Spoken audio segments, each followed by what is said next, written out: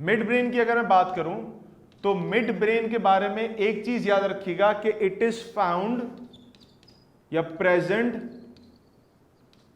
Between four and hind brain, यानी fore brain और hind brain के दरमियान में होता है। यहां पर मैं आपको एक फन फैक्ट या फैक्ट के तौर पे एक चीज बताने लगा, जरा उसको समझ लीजिए। Reduced in size and function in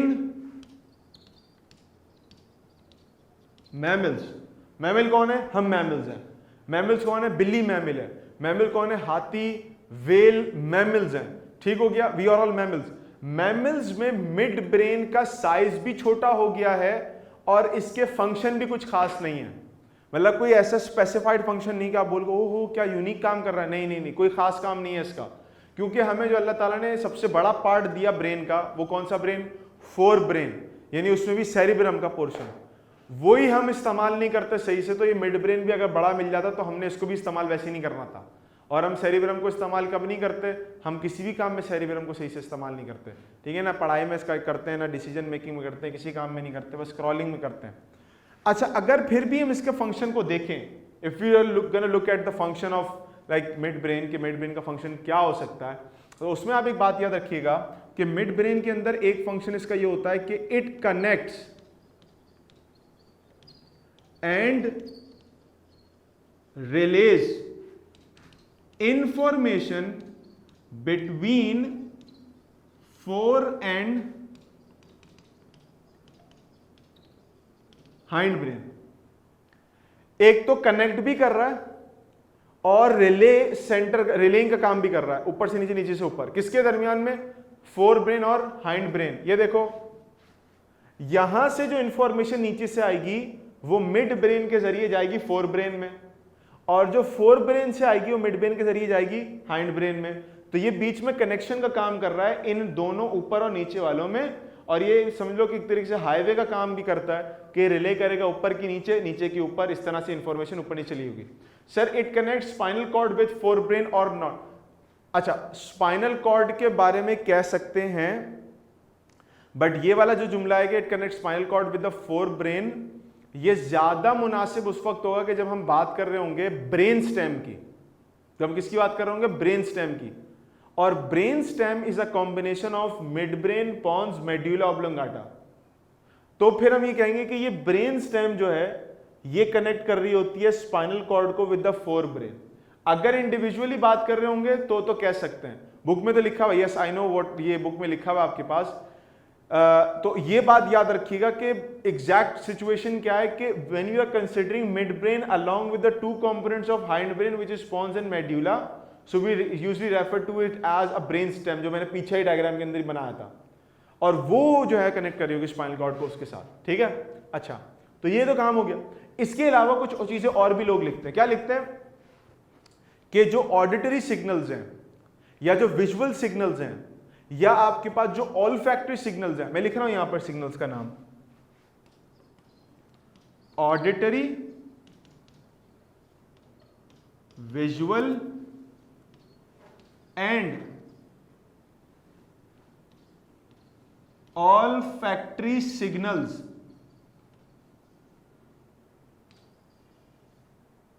की रिलेइंग में काम करता है ये।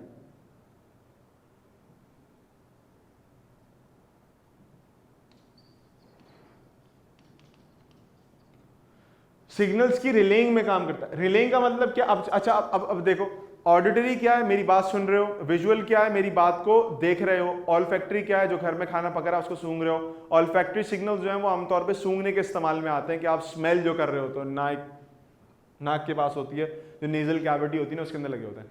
इन तीन सिग्नल्स को आमतौर पर रिले करने में हेल्प करता है। ये बातें भी कुछ लिखी होती है समटाइम्स बुक्स के अंदर, तो इस पॉइंट को भी नोट डाउन कर लो। बट इसके अलावा एज सच कोई इंपॉर्टेंट काम इसका हमें नहीं दिखता, ना सुनने को मिलता है। समझ में आ रही भाई मेरी बात सबको?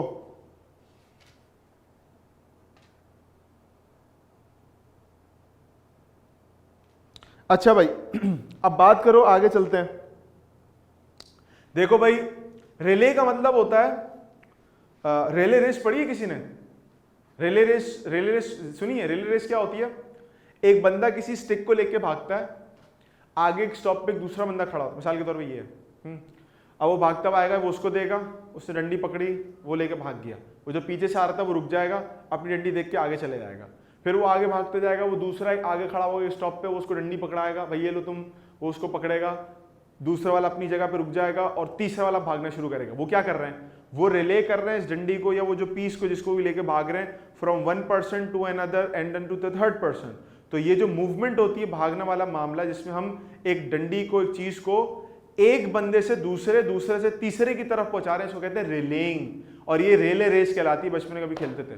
और जो पुराने वक्तों में जब टीसीएस और कोरियर और इस तरह की चीजें नहीं होती थी, तो क्या होता था कि जो भी आपके पास कासिद होता था, कासिद उर्दू में कहते हैं कासिद, जो आपके पास खबर रसा और जो कहते हैं कि वो जो इन्फॉर्मेशन लेके जाता था, वो कैसे ट्रैवल करता था कि जाहिर सी बात है वो घोड़े पे ट्रैवल कर रहा है, घोड़े पे इंसान है, जानदार चीज़ है, वो उसको भी सांस लेनी होती है, तो वो घोड़े पे ट्रैवल करता हुआ एक जगह दूसरी जगह आता था, लेटर देता था एक दूसरे बंदे को जो घोड़े पे उसका वेट कर रहा होता था।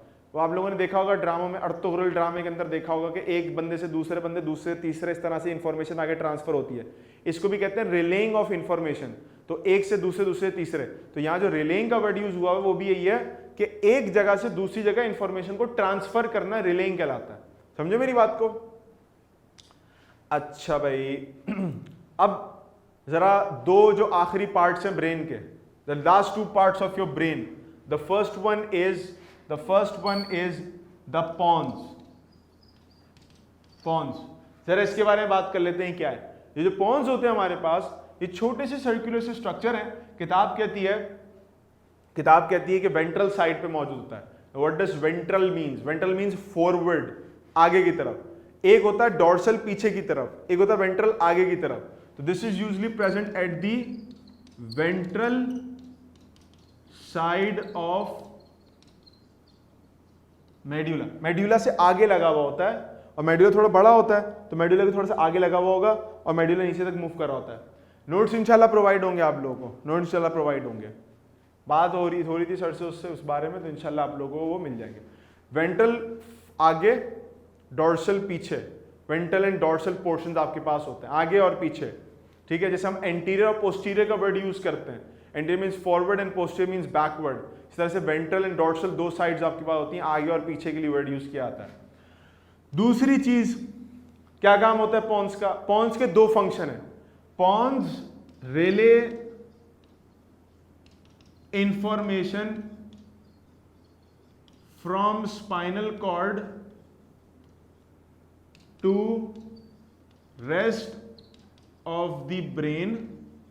इंफॉर्मेशन जो आएगी ना नीचे से स्पाइनल कॉर्ड से, उसको आगे पहुंचाएंगे ब्रेन के पार्ट्स तक। ब्रेन से इंफॉर्मेशन आएगी वो स्पाइनल कॉर्ड तक लेके जाएंगे। बोथ वेज काम करते हैं। तीसरा, स्लीप साइकिल रेगुलेशन। जो सोने जागने के औकात हैं हमारे, जो सबके बिगड़े हुए हैं। आप लोग तो अभी स्कूल के बच्चों, आप लोगों के पास तो शायद मोबाइल भी नहीं होता होगा, शायद मैं हो सकता गलत बोल रहा हूं। उनको तो फिर भी लाइफ थोड़ी जिंदगी बेहतर होती है।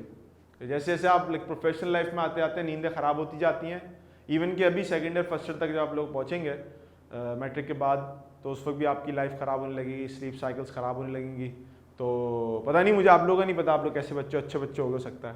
तो स्लीप साइकिल्स को रेगुलेट करता है आमतौर पे ये कि सोना किस वक्त है, जागना किस वक्त है, मामला दिन के आने कैसे करने हैं।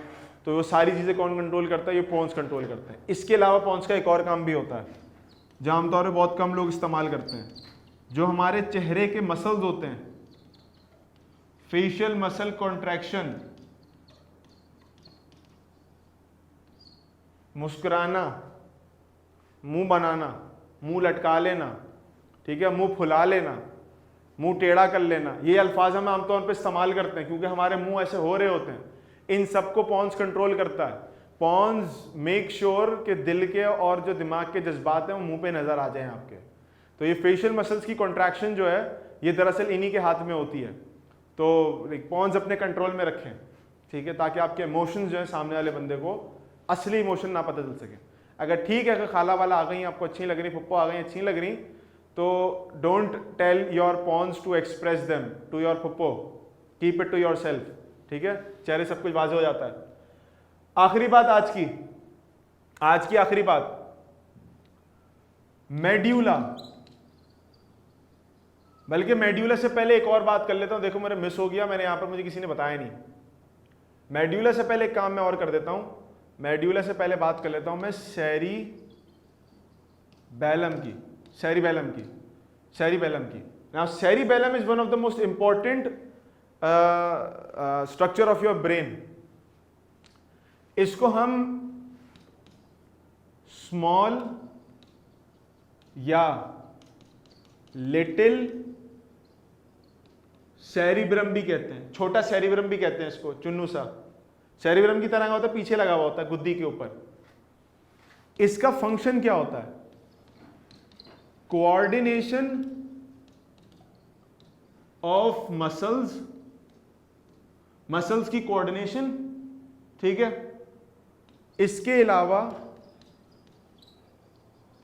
मूवमेंट या कॉन्ट्रैक्शन ऑफ मसल्स, सिर्फ कोऑर्डिनेशन नहीं बल्कि मसल को मूव कॉन्ट्रैक्ट कैसे करना है वो भी। चौथी चीज, आपके पास balance and toning of muscular movement. अब इन जरा बातों को समझो, मैं आपको बात समझाता हूं ये कैसे चलती है। मिसाल के तौर पे मेरे पास एक अदद ये पोर्शन है, I don't know what this is, but this something जो हम ब्लो करते हैं, इसे सफाई करते हैं ना इसकी, कंप्यूटर के पार्ट्स की। अब मुझे एक बात समझो, इसको पिक करने के लिए, बहुत हल्की सी चीज होती है और ये ऐसे काम करती है, ठीक है। इसको पिक करने के लिए मुझे मसल्स की कॉन्ट्रैक्शन ज्यादा करनी पड़ी होगी या कम करनी पड़ी होगी? इसको पिक करने के लिए, इसको होल्ड करने के लिए कम मसल कॉन्ट्रैक्शन या ज्यादा मसल कॉन्ट्रैक्शन? कम muscle contraction. Very good, very good. लेकिन अगर दूसरी तरफ मिसाल के तौर पे मेरे पास एक अदद बोतल है पानी की भरी हुई, अब इन दोनों को अगर मैं कंपेयर करूं, this one and this one, तो आप सिंपली कहोगे कि सर ये वाली जो बोतल है आपके पास, ये थोड़ी सी ज्यादा, क्योंकि पानी भरा हुआ भारी है तो इसको उठाने में थोड़ी ज्यादा मेहनत लगेगी एज कंपेयर टू दिस। इन सारी चीजों को कंट्रोल कौन करता है? इन सारी चीजों को कंट्रोल करता है सेरिबैलम। क्या आप कैसे काम कर रहे हो, कैसे नहीं कर रहे।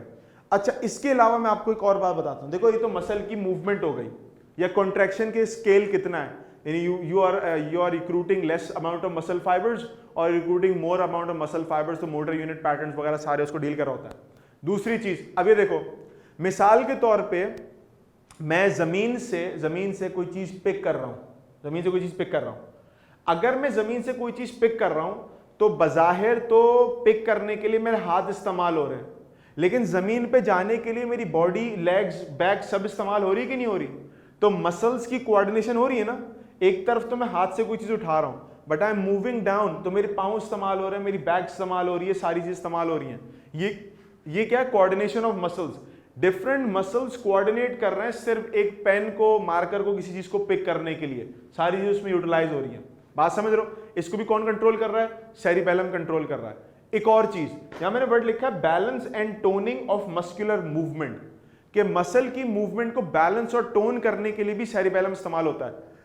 आपने छोटे बच्चों को वॉक करते हुए देखा है? छोटे बच्चे कैसे चलते हैं? छोटे बच्चे ऐसे चलते हैं, गटपट करके, एक पांव रखते हैं, दूसरा पांव रखते हैं, ऐसे करके चलते हैं। छोटे बच्चे होते हैं ना, चला नहीं आ रहा होता उनको, क्योंकि कोऑर्डिनेशन नहीं है and they don't know how to balance their body. तो वो कैसे चलते हैं? एक पांव पूरे रखते हैं, पूरा वजन पूरे एक पांव पे आता है, फिर दूसरा पांव पूरा वजन, यूं घटपट करके चलता है, उसको कहते हैं घटपट करके चलना।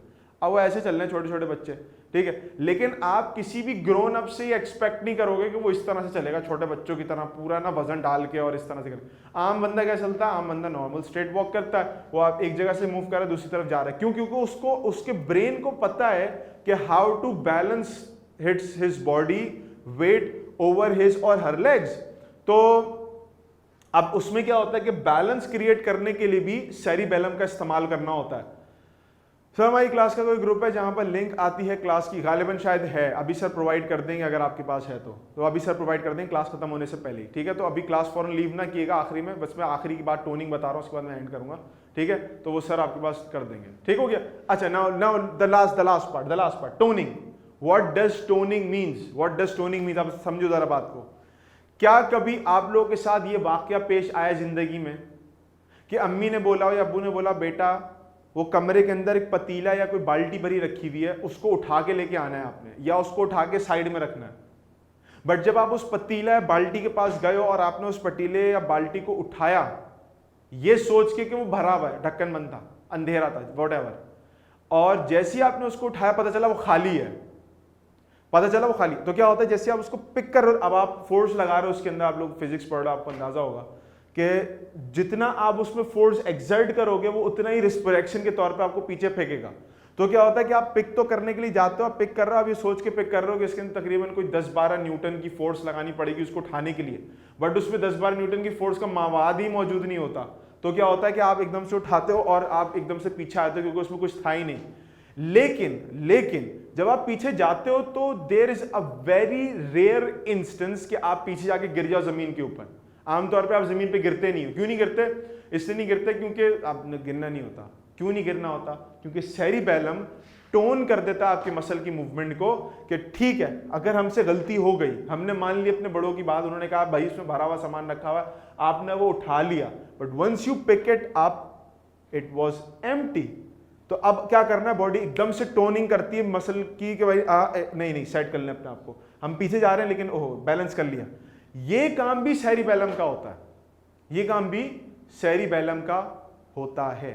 मेरी बात समझ रहे हो बच्चों, प्यारे बच्चों? ये काम भी किसका होता है? सेरिबेलम का होता है। एक बात लास्ट बात आपको बताता चले जाऊं, तमाम ऑर्गेनिजम्स जो दुनिया में एग्जिस्ट करते हैं उनमें सबसे ज्यादा वेल डिफाइंड और बेहतरीन और सबसे एफिशिएंट जो सेरिबेलम है, पता है वो कौन से जानवर का होता है? वो ह्यूमंस का नहीं होता, वो होता है उनका जिनका पूरा वक्त काम बैलेंसिंग का होता है। और वो कौन से जानवर हैं? वो हैं बर्ड्स। बर्ड्स को आप कभी नोट करो तो बर्ड्स हवा में उड़ती हैं, उनकी कोऑर्डिनेशन रिक्वायर्ड होती है अपने परों को फैलाने में, कम करने में, और अपनी दुम को, आपने कभी बर्ड की दुम देखी है? इस तरह से फ्लिपर कर रही होती है, जैसे जैसे हवा चलती है वो फ्लिप करती है और वो साथ साथ हवा के डायरेक्शन के साथ अपने आप को मेंटेन करती है। फिर परिंदे बैठते हैं शाखों के ऊपर, वहां से गिरते नहीं है कभी भी, वो वहीं से बैठे बैठे उड़ सकते हैं। तो birds have a very efficient and a very well defined cerebellum, even more efficient and well developed as compared to mammals और humans, क्योंकि उन्होंने काम करना होता है, उड़ना होता है और फुल डाइवे वाइवे मारनी होती है, सारे काम करनी होती है। तो